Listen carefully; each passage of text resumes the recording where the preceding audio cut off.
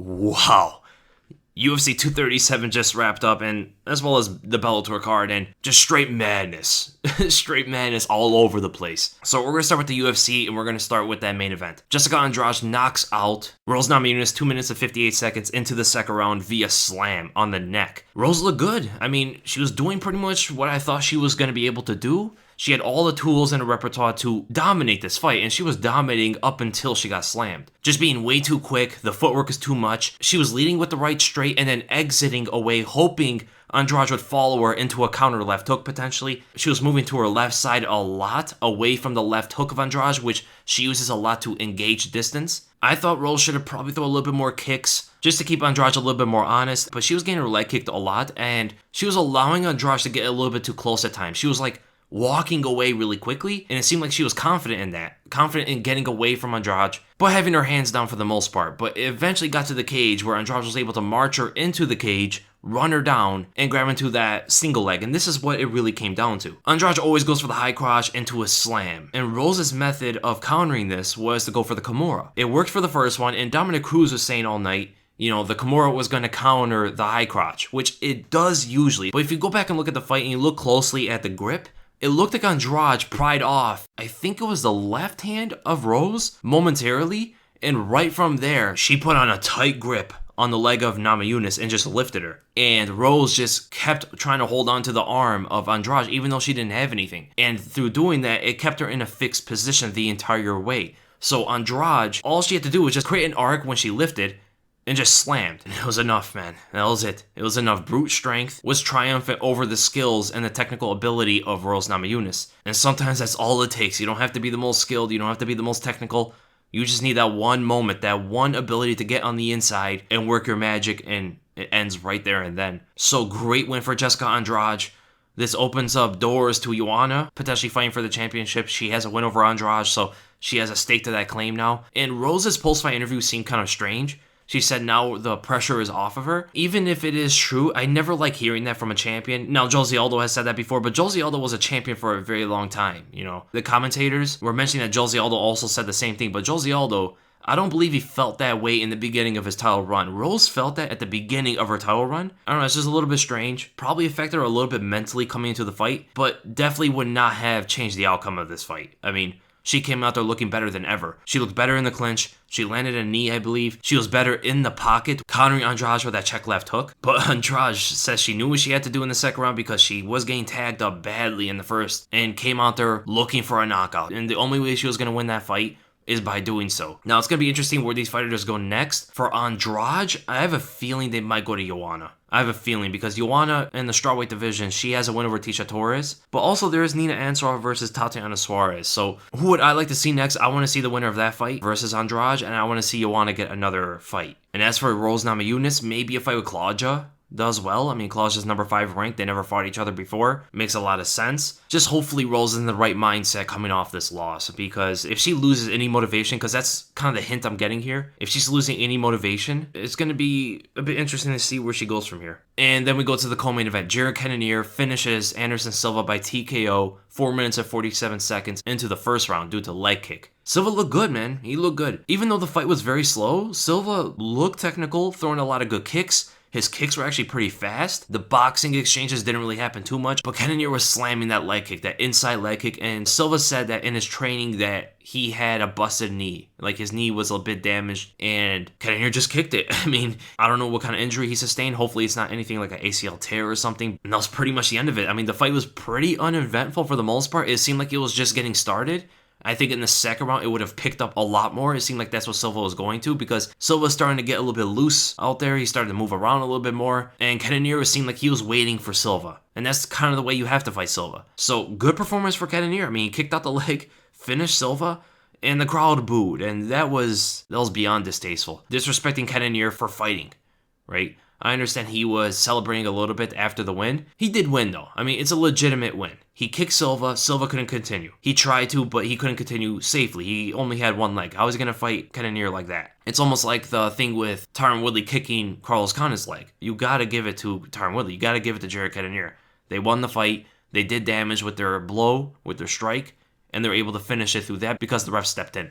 So good win for Cannonier, finishing off the number 14 ranked in the middleweight division. And he is the number 10 ranked, so he has some options, man. He has some options. I would like to see him versus Jacare. That would be a good fight. Or even Chris Weidman. That's a good fight as well. If I could choose, I'd say Chris Weidman. Chris Weidman versus Cannonier would be an excellent fight. The power of Cannonier, the threat that he always brings, his marauding, blitzing style versus the technical long-range style of Weidman, and also can utilize some wrestling to test Cannonier in that area, it'd be interesting. And as for Anderson Silva, I mean, if it's a torn ACL, he's going to be out for a long time because he's old, right? 44 years old, and his knee getting busted up in training probably has to do with his age as well. And if he wants to come back sometime in the future, I don't know how the middleweight division is going to shake up, but really anybody at this point. Silva can really call out anybody, and anybody would fight him. And then we go to Alexander Volkanovski defeating Jose Aldo by decision, 30-27 on all scorecards. What do you say about this fight? Volkanovski fought very smart, very intelligently, a lot different than when he fought Chad Mendes.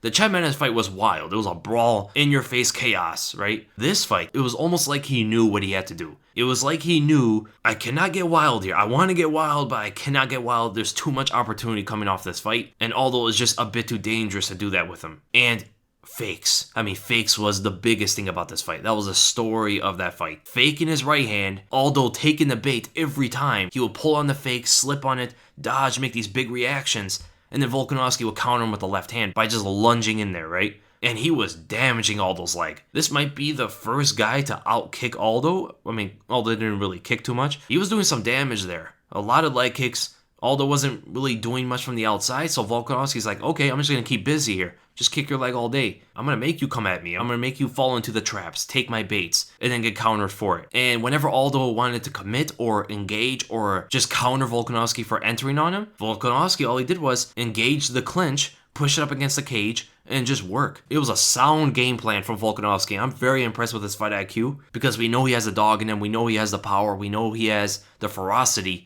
But he can also fight very smart if he has to, and that's a dangerous opponent for a guy like Max Holloway. So who these guys should be fighting next? 100% Alexander Volkanovski versus Max Holloway. It's an obvious fight that has to be made now. Volkanovski and Conor McGregor are the only fighters to defeat Jose Aldo and Chad Mendes, and Volkanovski is among the names of Max Holloway and Conor McGregor to defeat Jose Aldo. So those are big achievements in his career, huge achievements, and his style is a similar style that dominated the featherweight division early on, and Max Holloway hasn't fought that style yet. And it's going to be interesting how he deals with Volkanovski. He's a higher tier than guys like Frankie Edgar and guys like Chad Mendes. Even though their styles are very similar and their build is very similar, Volkanovski is like the next level of that. And it proved here tonight. He was able to do to Aldo what Chad Mendes and Frankie Edgar weren't able to do for, 16 rounds? So it's going to be a very compelling fight. And Volkanovski, like I said, he's a dog. He has a chin. He will take shots. He will have fun out there with you if you hit him. And it just makes him angrier in a way. And we know Holloway doesn't really have knockout power. And Volkanovski will exchange with you every single time. And we saw that with Dustin Poirier. Holloway had a hard time with Dustin Poirier because of that. And Volkanovski, although he is shorter, he has a longer range, a longer reach than Max Holloway, which is crazy. So if you think, yeah, but he doesn't have the reach of Holloway. He has, a 3-inch reach advantage? 2.5-inch reach advantage? It's going to be dicey for Holloway, man. And he also has leg kicks. And if we know one of Holloway's weakness, it is leg kicks. And also the takedown threat. It's a very compelling fight. And as for Jose Aldo, if I want to be honest, it seemed like Jose Aldo didn't want to fight. Because in that third round, it should have been desperation mode. Right? He was down 2 rounds. I think his coach told him that he won the first, whatever. They should have told him in that third round, you got to go out there and you got to finish this fight. Even when they were in a neutral position, Aldo didn't really do anything. He didn't really throw anything. He kind of just allowed Volkanovski to dictate the pace of the fight. So I just hope his motivation is still intact. And if it is, to be honest, I think he should move up to 155. I think his days are done at 145. He's pretty much fought everybody. He was like the gatekeeper to the title shot, and that gate was just broken down. So there's really nothing for him in this division right now. I think he can have some big fights at 155. Because now, Conor McGregor doesn't really have an opponent. Nate Diaz is off the table. Anthony Pettis is off the table. Tony, Donald Cerrone, potentially Khabib and Dustin Poirier. Throw up Jose Aldo at 155. That's the opponent for Conor McGregor now. Right? That's the biggest fight, I think, for both of them at the moment. And that's what I would love to see next. So Jose Aldo versus Conor McGregor at 155. Now, I did miss some of these fights here because of the Bellator card. I missed a Thiago Alves versus Staropoli fight because Douglas Lima versus Michael Page. Okay, I'm gonna go right into that fight. Douglas Lima knocks out Michael Page in the second round, flatlines him. And Douglas Lima fought exactly how you want to fight Michael Page. Walk him down, defend the shots, keep a tight guard, be very compact, Don't stay too loose on Michael Page because you're playing his game. Be tight and walk in slowly on Michael Page, backing him up and threaten him with the counter shots. If he blitzes him with those long punches, he usually really gets in there, right? He really lunges his body behind his punches, and you threaten him with counter shots. If he's staying on the outside because of his karate stance, very similar to Stephen Thompson, you kick out that leg. I mean, sound gameplay from Douglas Lima. And Michael Page, yes, he caught Lima with that 1-2, kind of nicked him on the top of the head, but he fell right into the trap. I mean, he got countered by a leg kick. He tried to blitz in again. If you really think about it, MVP, although he's very flashy, with his punches, he really only throws like one thing. And he tries it over and over again in every single fight. And in this fight, he didn't really change it up. He tries to throw that long 1-2, countered by a hard leg kick. We know Douglas Lima has a hard leg kick. Hard punches, hard kicks, everything is powerful. Completely swept him off his feet, and then followed it up with an uppercut as MVP tried to stand up with his chin up without technically getting up, you know what I'm saying? Just try to stand up straight and got flatlined by that uppercut. Douglas Lima's a different level, man. And I said it before the fight. This is the real fight that we're going to know how good is MVP against the elite of the elite, because Douglas Lima, forget Bellator. He is absolutely a top 7 welterweight fighter in the world. And it just shows MVP's nowhere near this level yet. I think they build him up way too slowly. Usually you want to build up these prospects slowly, right? But this was way too slow.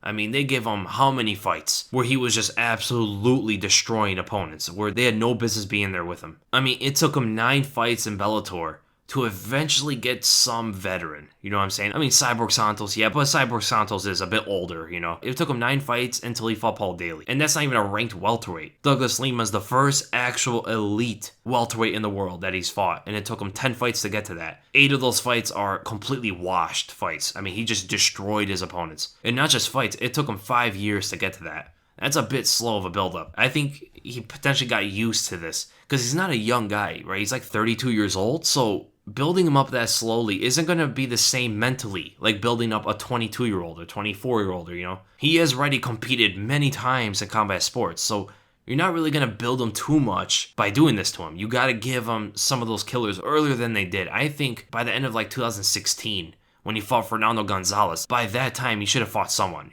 Douglas Lima is going to be advancing in the tournament, and I love his chances to win this tournament, especially because of Roy McDonald's change of heart, change of mindset. And as for Michael Page, fight Andrei Koreshkov, you can't lower him into these non-ranked guys anymore, So Andrei Koreshkov would be a great fight. And then we go to that main event. Patricio Pitbull knocking out Michael Chandler in the first round. I mean, we're talking about, less than a minute, was it? What is this trend? What is with these smaller fighters going up a division or just fighting a bigger fighter in a championship fight or something and just knocking them out or defeating all of them? It's crazy. And this fight was very similar to Henry Cejudo versus TJ Dillashaw. And Henry Cejudo has trained with Patricio Pitbull. So, interesting, right? A shot behind the ear, I think it was. Michael Chandler was kind of being loose out there, trying to move around a bit. And Pitbull, he just stood his ground right in front of Chandler, put the line in the sand, and just like, okay, let's go now. He took this vengeance thing really serious. I mean, he was extremely motivated to finish off Chandler, and now he's a double champion. Definitely one of the best 145-pounders in the world right now. 100%. With this win, I mean, beating Michael Chandler is no easy task, and especially going up a division to do it. But yeah, caught him behind the ear, and Chandler seemed to argue with the ref's decision to stop the fight. But like right after he was standing up from the first initial knockdown, Pitbull knocked him down again. I mean, like, he was completely discombobulated from that punch, and it would have just turned out worse and worse and worse. So at the end of the day, it was a great finish for Pitbull, avenging his brother's loss and just shutting down this beef in the most sound way you can do it. I would love to see this guy in the UFC. I'd love to see him fight like a Jose Aldo or something, And that karate style is so dangerous, man. He generates so much power, and he looked big. Like, he was short, very short reach, but very stocky, very wide, very full, And it's just showing, man, the weight cuts are not necessary. Anthony Pettis knocks out Stephen Thompson like nobody else can. I understand Wonderboy took some damage in his career, but Henry Cejudo knocks out TJ Dillashaw, who's on EPO. Conor McGregor knocking out Eddie Alvarez. Throughout the whole list, DC knocking out Stipe. You can go through the whole list. It's just showing, man, weight cut is not as necessary as people made it out to be in the first place. And MMA is made to evolve, and this is another evolution that people should jump to. So I hope you guys enjoyed my reactions, and if you did, make sure you give it a thumbs up. If you enjoyed my content, make sure to subscribe. I'm going to try to get out my breakdown very quickly of the Rose Namajunas and Jessica Andrade fight. And I'm also thinking about the Douglas Lima and MVP breakdown. So be on the lookout for those. And again, thank you guys so much for watching, and I'll see you in the next video.